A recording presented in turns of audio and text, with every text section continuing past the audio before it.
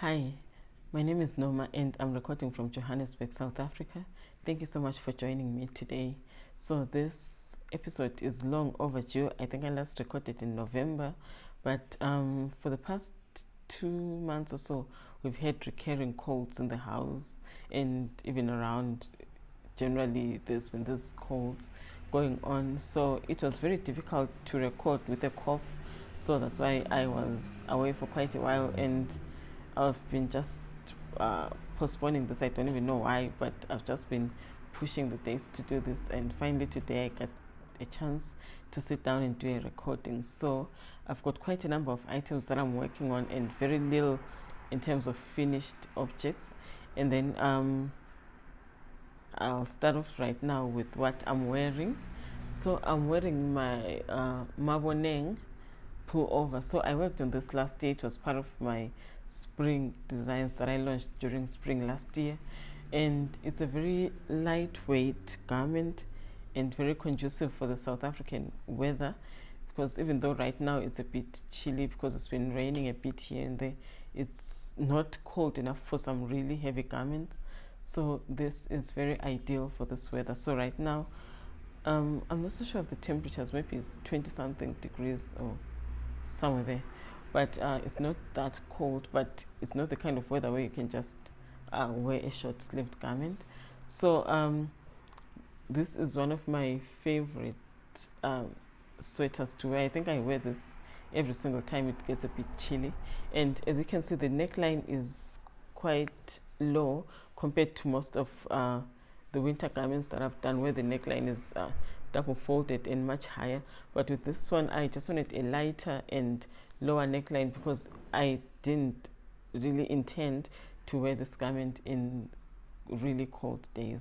So it's really served its purpose well for the past year, and it's worked in 5 colors, as you can see, and the body is worked in this coral color. So the colors that I used for the yoke, that is all the contrast colors, do not feature anywhere else on the body, and the main color doesn't feature on the yoke either. So although of course some people were using, say, this off-white color all over the body in order to cut down the number of colors that they were working on, but if you want to make it similar to the one I'm wearing, you'll need 5 colors.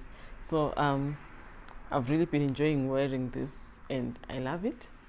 And then, so next things, okay, I'll be talking about the finished object that I have, because there's only one. So this is the Spacihle hat, and it's named after the Spacihle socks that I did last year, and they're part of the Monday to Friday sock set. So this has got just a simple colorwork chevron pattern and a double folded brim. I haven't woven in the ends, they're all tucked up inside. So it's quite a large brim, as you can see. So I used 3 colors on this one, and I was using African Expressions Joy, and the colors that I used were 1039, this pink, and then the off-white is 1001, and the gray is 1057. It's the lightest gray that they have there. So I think if you want 2 colors, you can still do the brim maybe in the gray and just have your hat in 2 colors. So I just wanted to play around with 3 colors and have a contrasting brim. So this pattern is, this testing is starting today as I'm recording this video. So the pattern will be coming, I think, sometime around the 10th of March. So it's a DK weight and very quick to knit. And then, okay, I'll share some projects that I didn't get a chance to share because I finished them in December and they've both been launched. So the first one is the Lilitha Shawl. It's a one skein shawl in a way, because I used one skein of fingering Way Tian, but I also held it with some more hair. So this was the first time that I worked on a project with say a fingering Way Tian, for example, and held it with more hair. I've only done 2 strands of more hair on 2 designs that I've done in the past. I think one of them was the Ndalwenhle Pullover that had some really thick stripes, and I just wanted to have that see-through look, so that's why I did 2 strands of mohair. And the other one I think was the Mbalenhle Pullover as well. It was a light lacy garment, and I really love that one as well, and it's in a very beautiful pink color, and all those were done with cotton yarns. So I'll just include the details in the description box. And then so with this one I used fingering weight merino by cotton yarns, and the color is fog. And then for the mohair I used the cotton yarn kid silk mohair, and the color is ice. So it comes out looking like this. So basically this shawl is worked from the tip here, and you increase the stitches as you go. It's a very easy to memorize pattern. Cables, little cables, and a bit of some lace, and the rest of the shawl is stockinette. And at the bottom there's some twisted ribbing band, and that's just about it. So most of my testers used some DK Way Tian, because this is written for a DK weight gauge, and it came out just amazing. So if you're not a fan of mohair, you can use some DK Way Tian, it will be just fine. So the inspiration for this design was something simple. So I think I've mentioned this in the previous podcast or even on Instagram, that my focus this year is on simple designs that can really fit across the entire wardrobe. So I'm focusing on this very simple things that you can throw on with almost everything that you have, hence the much simpler stitch work. And this was quite amazing and fun to knit, because you know, once you have the lace pattern, I think once you get to this point it really gets very mindless, because you know that all the stitches that you're increasing are just stockinette, and this section is very easy to memorize, and you can just keep going. I think some of the testers that did this for me finished in about a week or so, so it was that easy to knit. And then the other pattern that I launched last week is the Orchid Adventure Rep. Okay, let me hold it up in front of me. So this is made from Miss Lamotians, and it was the 2020 Orchid Delirium Advent set with 12 mini skeins. So I worked on it with those 12 colors in the order that they came in, and it is so cute. I really love this, the colorways that she dyed for this advent set. So I used a very simple lace pattern. It's very, very easy to memorize, and the pattern is written for 3 different lengths. So this is the longest one, and it's about 74 inches. So I'll just insert a photo showing how long it is, because you can literally weigh it and double it up if you're wearing it as a scarf, and as a wrap you can just have it over your shoulders.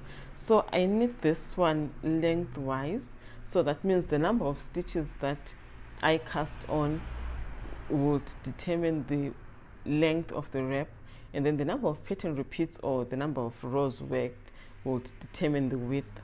So I did this like in this way because I wanted to make sure that one pattern repeat uses up almost all the yarn that you have, because with these mini skeins you don't want to have a lot of leftovers, because they really aren't enough to do a different project.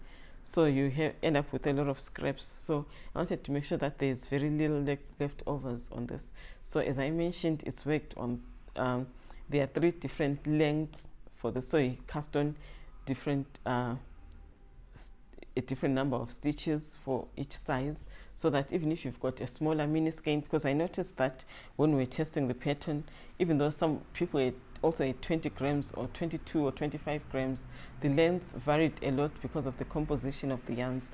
So I wrote the pattern for 3 sizes, so that you can, if you're working with a mini skein set, you can be able to complete a section without running out of yarn. And even if you're using some leftovers and you're just stash busting, you can easily work on the wrap on 3 different sizes depending on the quantities of yarn that you have. So these are the projects that I launched recently. They're already on Ravelry and on Etsy. So let's move on to the works in progress. So somehow I've got quite a number of works in progress. I've been starting projects and I've been working on some and leaving them unfinished for I don't know what reason, but I think it's mainly because I've been working on sweaters. So what I normally do with sweaters is that after working the first sleeve, I then put out a test call and start testing the pattern, so that even as I'm finishing the second call towards the publication date, there isn't a very long gap between working on the sample and launching the pattern. And I also have to work according to seasons, of course. So that means that the projects have to keep moving, and I have to keep starting other projects in order to make sure that they are published within the right season. So that's why I've got a ton of items that need sleeves. So the first one that I'm going to share is the Londiwe Pullover. So the name Londiwe means sheltered and protected, and that's how I felt when I was working on this, because it's a very cozy garment with a, I won't say a turtleneck collar, because this is very loose. I started with a larger number of stitches because I didn't want it to be too tight fitting. So I've worked on the first sleeve, and so the yoke is ribbed. So I'll just insert a photo so that you can see this clearly. And then I'm working on the second sleeve. I'm almost halfway through the second sleeve. And then the body uses some Japanese cable and lace pattern. And it's a very fun one to knit and very easy to memorize as well. So I'm working on the second sleeve, and this pattern is launching on Friday next week, because it's going to be my birthday. So it will be live on the 24th. So every year I launch a pattern. Okay, I've been doing this this is the 4th year. So every year I launch a sweater pattern, and it's usually made with some really beautiful, well, I'll say luxurious yarn, and it's a gift to myself for my birthday each year. So this is the Londiwe sweater, and I'm working on it with some very gorgeous yarn. It's from Soho, and it's just falling apart. Okay, anyway, it's cashmere merino blue. I don't know whether you can see that clearly. And the color is wheat flower. So this yarn is let me see the composition. Okay, it's 75% extra fine merino wool and 25% cashmere. So it's very, very soft, and I'm really enjoying this. So I'll probably be done with the sleeve over the weekend. That's the plan, because I need to do a photo shoot during the week before Friday. And then the second garment that I've been working on, and it's also being tested, and it will be coming out sometime in March, is the Nandipha Pullover. So this one has got some very interesting texture as well, and it's part of my simpler garments that I'm working on.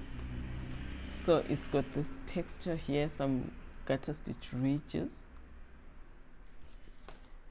and the neck is double folded for extra coziness, and the short rows. So with this one I created this 4 seam by picking up stitches on the wrong side when I was picking up stitches for the fronts. So it's picked up on the wrong side, and this is how it looks. So I'm working on this with Cowgirl Blues yarns, the Merino DK, and the color is Sable. And what I can say is this yarn is so beautiful. It's my first time working with it, and I realized that the stitch definition is great. Let me just hold this up a little closer. The stitch definition is really great on this yarn. You'll have a really beautiful crisp finish, and I think if you're in South Africa and you want to work on some projects that need some great stitch definition, this is an amazing yarn to work with. So I've worked on the first sleeve already. So the sleeve is straight. I didn't want to have a tapered sleeve. I just wanted it to have this modern and stylish finish to it. So the sleeve is worked straight. It's not it's not exactly a balloon sleeve, because I didn't pick any extra stitches to make it puffy. it's just a straight sleeve, and then there are rapid decreases here towards the cuff, and the cuff is extra long, so it really gives it a very modern and stylish finish.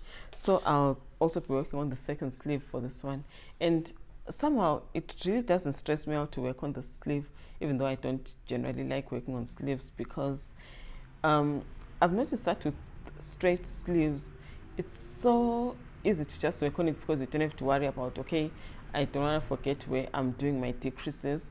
So all I have to do is to just count the number of rounds that I did for on the stockinette stitch section, and count the number of rounds that I did for the ribbing, and I just mindlessly work on the second sleeve. So I'll also be working on this one this coming week, I think, or maybe the week after this. I'll see how it goes with the other projects. And then the third garment that I have on my needles, and I've been sharing this on Instagram for quite a while, doesn't have a name yet, but it's knit with cotton yarns, and this is the Way Tian that they have. It's also a merino, it's 100% merino wool, and the color is Dunes. So I'll also include that below. So this starts here. It's very simple and very straightforward. It's an open cardigan with some I-cord edging and some ribbed cables. So it's quite an interesting piece, and I've really enjoyed working on these cables. So it's joined here at the back of the neck, so it just flows when you wear it. So I was working on this last week, just trying to finish the body. It's going to have an extra long body. And then for those of you who live here, you probably know about the load shedding that's been happening here in South Africa. And those who don't, we've been having quite a number of power cuts. So when I was working on this, I would usually work on it at night, and the previous week we were having power cuts between, I think, 6 and 8 p.m. So that meant that it will be quite dark, and we would have very limited lighting from the lights that we were using. And then so I just told myself that, you know what, this is a simple ribbed pattern, so I can work on it even if the light is not good, and well, the yarn is a bit dark, as you can see. So I finished this, blogged, and when it was almost dry, I noticed that I had messed up the cable. Okay, I'm trying to see which side it is. It's not really that easy to see, but it's there. Okay, so I realized that I had messed up this cable. So when you look at the top, this is where this cable was, and then it shifted this way. Somehow when I was doing the cabling, I used the next rib column instead of just working it straight. The joys of working in the dark. So now I have to do some sweater surgery. So it doesn't really show much because you have to look for it, but the fact that I know that it's there kind of bothers me, and maybe I will just leave it as it is. But then I just don't like the fact that when I take photos of it, it will be showing right at the top. So I'll see what I can do about this one. I'm still deciding whether to just I won't unravel the whole thing, because that would be quite a lot of work, but I think I'll just go up a little bit and just somewhere here and just fix this section only. I think it will be about 16 stitches, and I just unravel up and leave the rest of the stitches on the needles and just work on it from there. I'll see what I can do, but I'm not planning to unravel the whole thing, because just the section took me over a week to do. I was working on it just in the evenings, so that's quite a lot of work. And then the next project that I'm really excited about right now is this diamond work shawl. So it starts from the tip and some increases. Then I'm now working a straight section, and then I'll do decreases at the top. So I've done quite a number of these trapezium shaped sweaters, sorry, shawls, not sweaters, and I really love this shape. somehow, and I've been enjoying working on this. So I'm using the African Expressions Charmed yarn. It's a fingering weight and dyed yarn, and it's really beautiful, and the skeins are quite generous. And then the contrast color that I'm using is the Zupa Ball, and I'm not so sure of the color. I think it's okay. Let me not lie, let me just include it in the description box, so I'll put the color down. So this is a very monochromatic color. It's just black, white and gray. So it's either you've got really solid black or some light gray. Okay, I just finished working on the very light gray, and then in some sections it's some mild black and white, and in other sections it's mild with some light, slightly lighter and darker gray. So it's black, white, and gray basically, and I'm really loving this color. So this is how this looks. So it's just going to be one skein of this and probably one skein of this other bow as well. So the bottom part where I'm doing the increases is striped, and then when I got to the body I used a slip stitch pattern. It's a very simple one, but it really shows off the colors very well. So the whole point of this shawl was just to show off these beautiful colors, and I wanted to give it such simplicity so that, you know, you can just throw it on almost everything.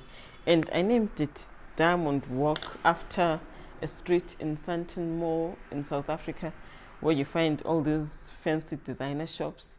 So when I was just thinking about this project and coming up with it, I was thinking of, you know, something that you can pair up even with the fanciest clothes that you can have in your wardrobe.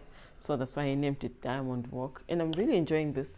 So initially I started off on 3.5 millimeter needles on this project, but then I realized that I didn't like the finished work. So even if shawls have to be nice and drapey and everything, I still enjoy, you know, smooth finishes. So I went down to 3.25. So that's the needle size I'm working on for this one, and I'm really enjoying this project a lot.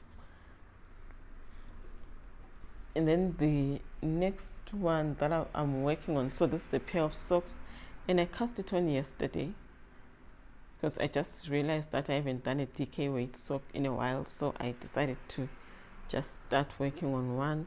And for this one I'm using African Expressions yarn Joy, and I think the color is 1033, so it's a very nice brown, as you can see.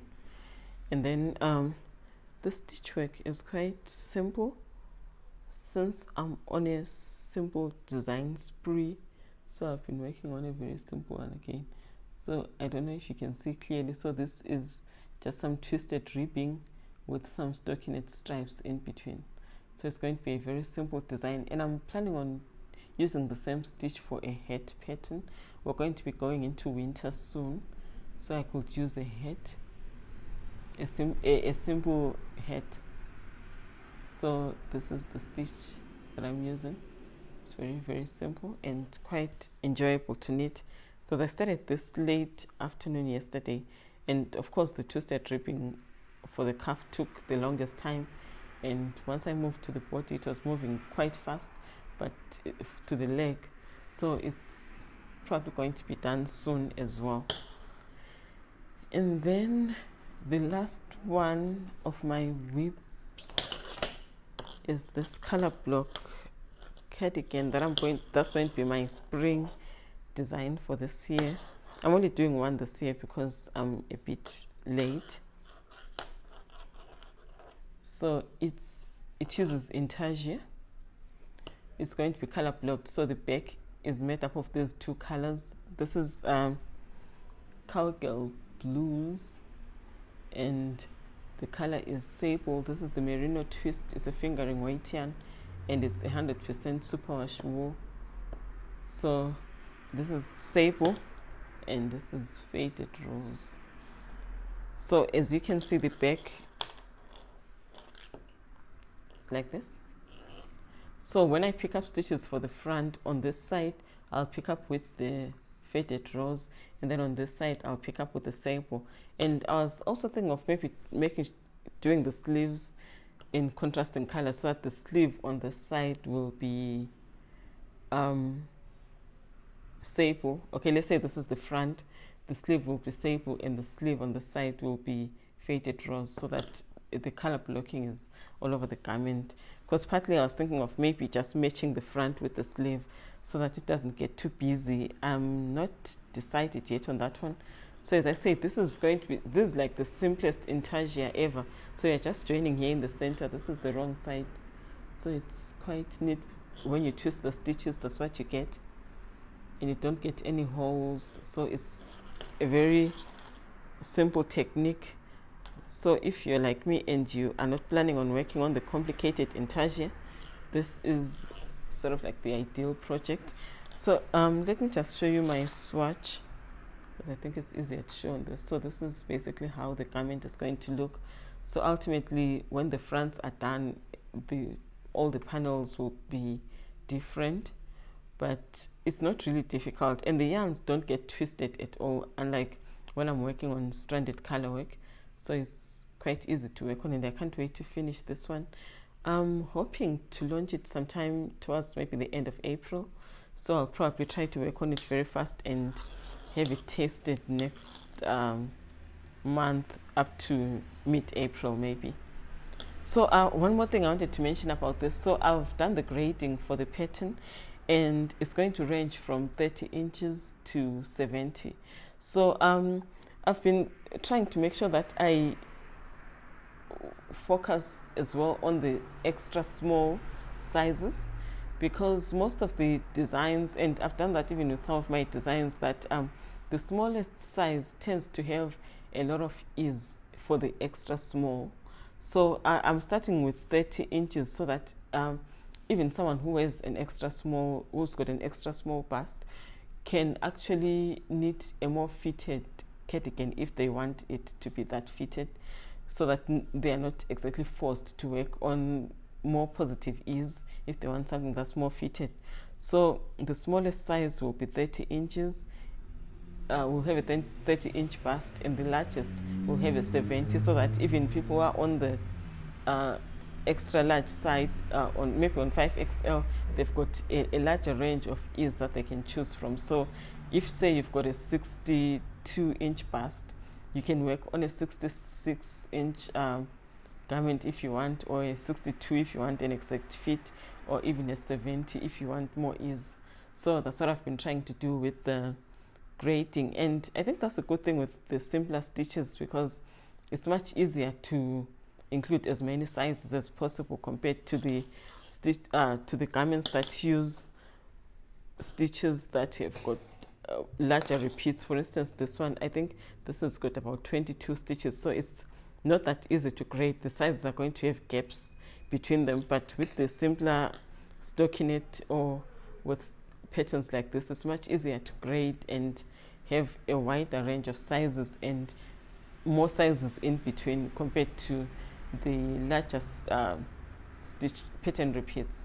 So this is going to have 11 sizes. And okay, the last two that I want to show are not exactly whips at the moment. They are more of hibernating. So the first one is the Maboneng socks. Okay, see, it looks exactly the same as this. That's why I wore this pullover today, because I wanted to show this sock. So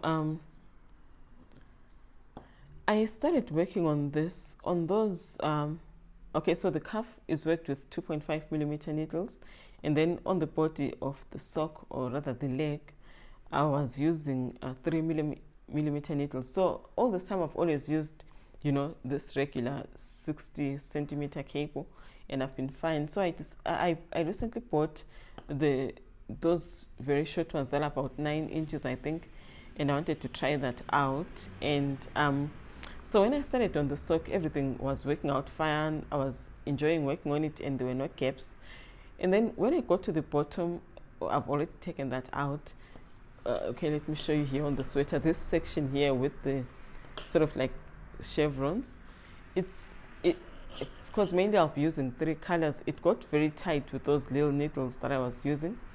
And then I couldn't get the sock onto my foot. And by the time I noticed that, you know, there was something wrong, I'd already worked the heel and I'd turned the heel and done quite a large section of knitting. And I think I was almost, maybe I was left with about 4 centimeters of the foot before I could bind, before I could do the toe. And so I had to take down all those, I had to unravel all those stitches, and I was very demotivated to continue with the project at the time. So it's been hibernating, but I think as soon as I finish this sock, I'll get back to this one, because I think I have healed from the stress of having to go all the way back to this point. So the leg, okay, the foot, right from the heel to the foot of the sock, I'll be using this color just as I did with the sweater. The leg will just be the contrast colors, and the heel and the foot will be this color. So I'm so excited about it. I was really enjoying it, and I was on a roll when I was working on this, so I can't wait to get back to it as soon as I finish the other sock. And then the other one that's been hibernating a while is this shawl. This is also a trapezium shape, but it's constructed in a different way compared to the diamond work shawl. So with the diamond work, it starts from one point, increases, works straight, and decreases. And then with this one, you start off with a triangle, and then you put the stitches on hold for one side of the triangle and work in one direction up to the end, and you work in the other direction for the other half. So this is a one skein project, so that's why I worked on it in this way. I'll quickly explain why. So what I like about this construction is that when you are done with the triangle, you can break off the yarn like what I did and split it into 2 equal balls, so that one side can be worked with the other and the other side with the other.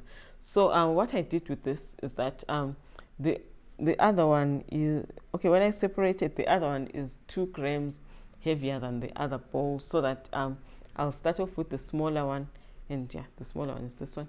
So I'll start off with the smaller one, and then when I get to the end and finish, I'll be certain that I'll definitely be able to finish and work the same number of repeats with the other ball of yarn. So it really saves quite a lot of yarn, and when you're working on a one skein project, you can really maximize and get the most out of the single ball. So that's why I really enjoy working on this. So with this project, I'm using Pearl Soho linen quill, and the color is gray denim. So it's a very beautiful color. It's got some specks of white, I think because of the linen. So as you can see, this is how it looks up close. So as I've mentioned earlier, I'm trying to work on much simpler designs that can easily be worn, whether you're putting on some smart casual outfit or you're just relaxing and wearing something that's completely casual.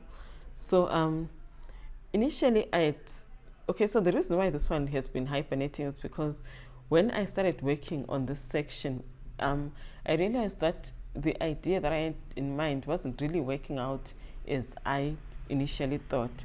So I had to kind of put it aside for a while and try to figure out the best way. So I think I've got an idea of what I want to do for the sides, because I won't work on it in stockinette stitch.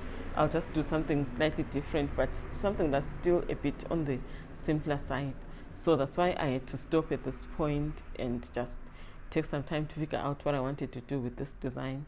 So I'll probably continue with it as soon as I'm done with the diamond work shawl, because I'm trying not to work on the same style of projects at the same time. So I've got one shawl, a pair of socks, and of course I've got the sleeves that I'm finishing up as I'm starting on the new cardigan.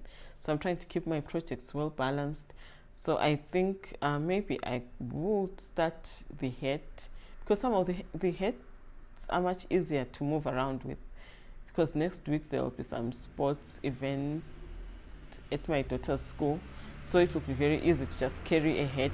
It's more, I find it more mindless than some socks, because with socks I have to just keep on checking, measuring, and trying them on. But with the head, if I'm working on a longer brim, I can just sit there and work on it when we're watching the sports.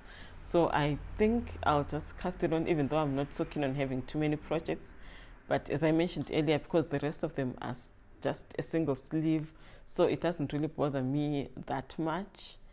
at the moment, because I can always work on the sleeve closer to the launch date, and that doesn't mess up with my schedule that much. So in terms of future plans, I'm so excited about a whole lot of things that I'll be working on. So as you can see, my stash is now very, very small. If you've watched my previous episodes, I destashed sometime last year. I sold most of the yarn that I had. I had a lot of yarn. It was on all these shelves behind me. And the main reason why I sold all that yarn wasn't because I didn't want to have a stash. But in 2020, I bought a lot of yarns. And during the time, because it was after the first level of lockdown, and then at the time, because of spending so much time indoors, I just felt the need to buy a lot of colorful yarns, which I generally do not wear much of, because at some point I was just trying to understand why I do not like colorful yarns, and I went back through my old photos even as a child. I didn't wear a lot of colorful things. I've never really liked them that much. I do have a couple of things here and there. It's not like the entire wardrobe will be very neutral, but I don't like them or wear them that much. So when I bought all that yarn, I had projects in mind to work on.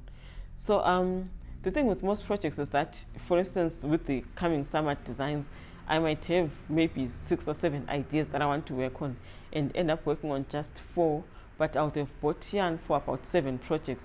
And then when next summer comes, I don't exactly want to work on that project. I've got other ideas, or that idea doesn't seem so appealing anymore. So in the end, over the years, I ended up accumulating a lot of yarn from projects that I had really planned to do but never got to. And as time went on, I didn't really feel eager to work on those projects. So I decided to make a fresh start, and I sold most of my stash. And so the remaining yarn that I've got is for projects that were either sponsored, or some that are already works in progress. And I'm really happy with that setup. Of course, I'll be buying some yarn as I'll be working on the summer projects right now, but I want to buy the yarn when I'm really close to casting on for each of the projects that I'll be working on, because every time I buy yarn in advance, because I normally work with collections and I plan the whole collection before the season begins. But at the end of the day, I've noticed that I don't necessarily get to work on all the ideas that I would have planned. Or sometimes I'll just buy the yarn when I'm sitting there making my purchases, and then I won't have maybe swatched or thought much about the grading of that project. And then when I get to work on it or start to work on it, I realize that, okay, it's not going to work. It's not something that I really enjoy, or something that I really want to work on. So I'm just being mindful of that now going forward, that I need to really get as close to working on the project as possible before I buy the yarn, so that I don't have the yarn just sitting around. Because somehow, I don't know how it works with everybody else, but every time I look at my yarn, I need to allocate a project to it in my head. If there's no project for it, it gets kind of stressful, because I have to keep on thinking about what I'm going to do with that yarn. So that's why I function much better with a very small stash of yarn that has got some really specific projects coming up. And I've also noticed that I've worked a lot with the single skeins that I've been keeping around for a while, and I've been able to really get creative with the little that is there for my accessories and the shawls and other smaller projects, because this has been sitting around for quite a while in my stash and I didn't know what to do with it. But because I've got fewer yarns, I've been able to really think and come up with ideas on what to work on, and that's really worked very, very well. So I'm looking forward to recording another video very soon. So thank you so much for joining me today. If you haven't already, please subscribe. I'll be doing more tutorial style videos coming soon, and other more lecture based videos where I'll just be doing presentation on different topics. And I think I've mentioned this before, and I'm currently working on the project where I'll be presenting more on the different construction of wraps. So I've done that presentation, that lecture for the Vogue Knitting Live sessions. I think that was 2021 or sometime in 2020. but I did that presentation back then, and I would like to break it down and do separate videos for each of the styles of knitting wraps. So please subscribe so that you can watch those videos without missing any of them. Thank you so much for joining me. See you next time.